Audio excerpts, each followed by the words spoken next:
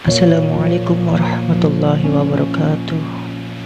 Bismillahirrahmanirrahim. Kebingungan dan penantian akan sebenar-benarnya Islam. Sahabat Huzaifah radhiyallahu an pernah ditanya, apakah fitnah yang paling buruk?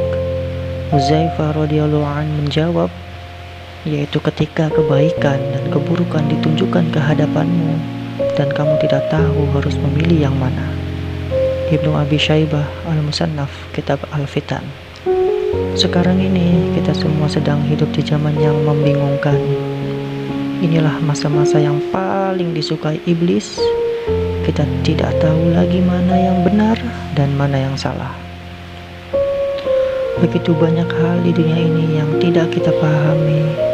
Sedikit yang kita mengerti, lebih banyak yang membuat kita gelisah, sedikit yang membuat kita tentram. Lalu kebanyakan kita mulai kehilangan kepercayaan, bahkan pada diri sendiri. Kita lalu memilih tidak mau tahu dan menarik diri ke lingkungan yang lebih kecil, hidup kita sendiri yang sederhana.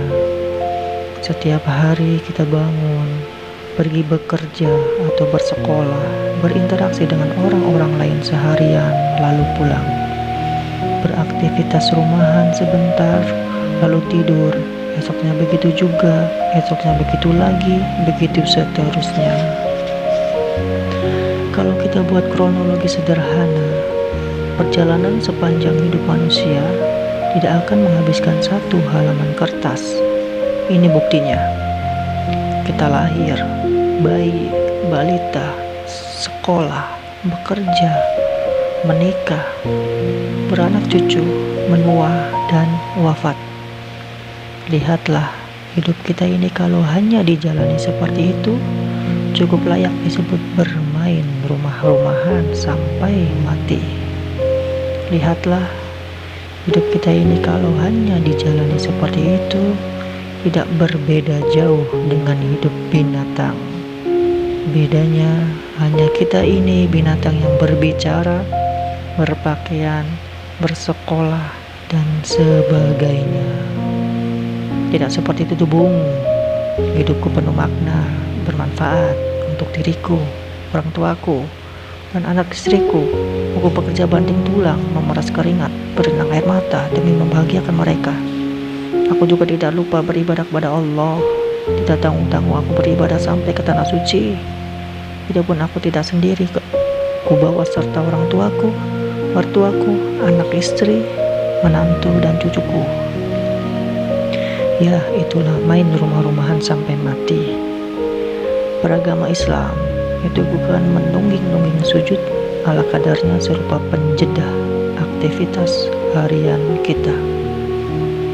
Begitu banyak hal di dunia ini yang tidak kita pahami, sedikit yang kita mengerti, lebih banyak yang membuat kita gelisah, sedikit yang membuat kita tentram.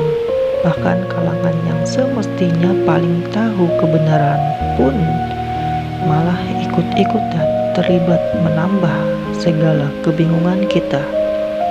Ulama hanya bisa mengingatkan lagi soal janji Tuhan dengan segenap bumbu penghibur hati yang bersifat sementara. Ulama kini tersisa sebatas nama. Islam kini jadi sebuah keraguan baru, bukannya sumber kepastian yang meyakinkan. Quran Surat Al-Baqarah, Quran 2 ayat 2. Ketika manusia sudah bingung menentukan mana hak dan mana yang batil, itulah tanda sudah bercerainya manusia dari kesejatian iman. Tercerai dari Tuhan dan kitab sucinya meskipun masih beragama. Ketika sudah bingung menentukan mana hak dan mana yang batil, manusia takkan sanggup lagi mengenali air yang padahal api, dan malah menghindari api yang padahal itu air. Dalam setiap kita, rindu, dendam hanya terjerit senyap di hati. Sebenar-benar Islam itu yang seperti apa sih? Dikatakan Islam yang paripurna itu Islam yang berpegang teguh setia dengan Quran dan Sunnah Nabi SAW. Semua tahu itu, tetapi tentu penjelasan yang lebih detail, sahih, dan masuk akal diperlukan untuk memastikan kita bahwa jelaslah Quran itu benar-benar Al-Furqan, benar-benar sang pembeda antara hak dan yang batil. Dua komponen utama kebertuhanan. Islam sebagai gaya hidup berisi dua komponen utama, yaitu akidah dan syariah. Dengan akidah, kita meyakini Tuhan itu ada dan kita mengetahui, memahami, mengenal apa, siapa, bagaimana yang disebut Tuhan itu. Dengan akidah, kita juga sadar dan mengakui bahwa kita dan alam semesta beserta segala isinya adalah makhluk Tuhan. Dengan syariah, kita buktikan penghambaan itu kepada Tuhan dengan wujud peribadatan. Sebenarnya dua komponen ini juga ada dalam setiap keyakinan akan adanya wujud yang maha kuasa, baik pada agama langit maupun pada kepercayaan-kepercayaan buatan manusia. Ini karena pada dasarnya kedua komponen akidah dan syariah ini mewakili dualisme yang ada pada diri manusia sendiri, yaitu zahir, batin, jasmani, ruhani, abstrak, konkret, gaib, nyata, teori, praktik, ilmu, amal, pikiran, perbuatan. Pembeda akidah dan syariah Islam dengan selainnya terletak pada kesohihan validitas sumber acuan kepercayaannya, yaitu kitab suci dan teladan hidup utusannya, Quran dan Sunnah Rasulullah SAW. Khususnya dalam Islam, perpaduan kedua komponen akidah syariah ini dijaga amat ketat agar tetap sesuai dengan petunjuk aslinya, agar selaras dan setia dengan petunjuk Allah. Kesahihan akidah. Pemahaman setiap muslim akan Allah wajib berdasarkan kajian kitab suci secara utuh, menyeluruh. Maksudnya, pemahaman akan apa, siapa, bagaimana Allah.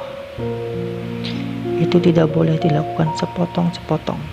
Apabila ditemukan petunjuk Quran maupun hadis yang secara zahir, literal teks, maknanya tampak saling bertentangan, wajib dilakukan kajian yang mendalam, iqra, dengan bimbingan para ahli, ulama yang hak, sehingga keyakinan kita tentang Allah itu logis, masuk akal, tidak bertentangan dengan hati nurani, dan tidak menyisakan keraguan sedikit pun. La raiba fih. Quran surat Al-Baqarah, Quran 2 ayat 2. Penjelasan mengenai kesahihan akidah akan kita perdalam pada sebab tentang mengenal Allah. Kesahihan syariah. Jika akidah adalah sandaran pemahaman sisi batin abstrak ilmu teori, maka syariah adalah sandaran pelaksanaan sisi zahir konkret amal praktik dalam Islam. Berbeda dengan syariah pada keyakinan lain, pelaksanaan syariah Islam memiliki sosok model yang benar-benar nyata, yaitu Nabi Muhammad SAW bin Abdullah yang lahir di Mekah dan wafat di Madinah, yang secara relatif mewakili pribadi-pribadi manusia lainnya. Nabi Muhammad Rasulullah SAW seperti kita, lahir dari ibu bapak, bekerja untuk memenuhi kebutuhan hidup, menikah, berkeluarga, dan wafat di ujung usia. Kita melakukan ibadah sholat, berpuasa, berzakat, berhaji, juga sebagaimana dicontohkan beliau. Jadi landasan syariah Islam bukan berdasarkan utopia, angan-angan ideal tentang kebenaran, melainkan sudah benar-benar dilakukan dan dibuktikan kebenarannya oleh sosok teladan kita.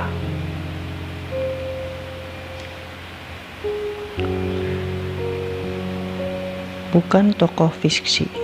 Landasan peribadatan fisik dalam Islam sudah dilakukan dan dibuktikan hasilnya langsung oleh sosok manusia nyata yang tercatat dalam tinta emas sejarah. Lebih lanjut, syariah dalam Islam juga tidak menganaktirikan jasad. Artinya, umat Islam belum dikatakan beribadah jika hanya mengandalkan aktivitas ruhani, sedangkan jasmaninya diabaikan. Islam tidak membenarkan umatnya beribadah dengan cara menyiksa jasad atau meniadakan keberadaan jasad manusia. Nabi Muhammad Rasulullah SAW melakukan perjalanan Isra Mi'raj pun dengan ruh dan jasad sekaligus. Bagaimana pada pemahaman akidah? Kesesuaian pelaksanaan syariah dan hukum dalam Quran dan sunnah pun dijaga dengan ketat. Dalam bahasa sederhana, praktik amal dalam Islam wajib sesuai dengan teori ilmunya. Sementara ini kita pegang terlebih dahulu formula 2 komponen utama kebertuhanan dalam Islam sebagaimana dirumuskan dengan tabel pada halaman berikut. Akidah, ilmu teori sisi ruhani.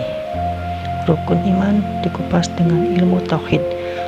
Beriman kepada Allah, beriman kepada malaikat-malaikat Allah, beriman kepada kitab-kitab Allah, beriman kepada Nabi dan Rasulullah, beriman akan datangnya hari kiamat, beriman akan qada dan qadar Allah. Syariah, amal praktik sisi jasmani. Rukun Islam dikupas dengan ilmu fikih.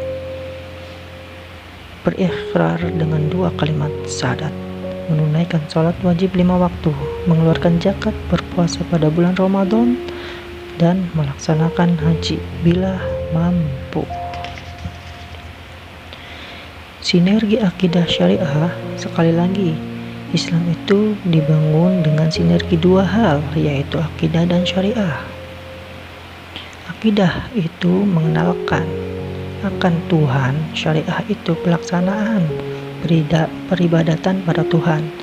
Akidah dibahas dalam ilmu tauhid, syariah dibahas dalam ilmu fikih.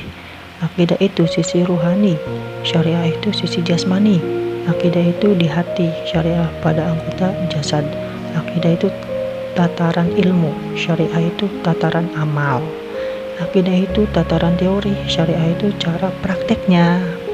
Itu sebabnya Islam disebut agama fitrah, karena sesuai dengan fitrah manusia yang berupa ruh dan jasad, ruhani dan jasmani. Jadi berketuhanan itu tidak cukup dengan sekadar eling atau ingat. Teori dan praktik tentu mesti selaras. Ilmu dan amal wajib sejalan. Jika Anda memegang resep bubur Manado, kemudian hasilnya hanya menjadi bubur ayam spesial, pasti ada yang salah dengan cara Anda memasaknya. Kegagalan penerapan praktik yang selaras dengan teori inilah yang kemudian menyebabkan terjadinya penyimpangan dan kesesatan. Dari pemahaman akan keselarasan sederhana ini, disinilah kita akan dikaruniai paham untuk menakar kesahihan suatu ajaran atau pahaman dalam agama kita. Berikut ini tips-tipsnya. 1. Ada ilmu, ada amal.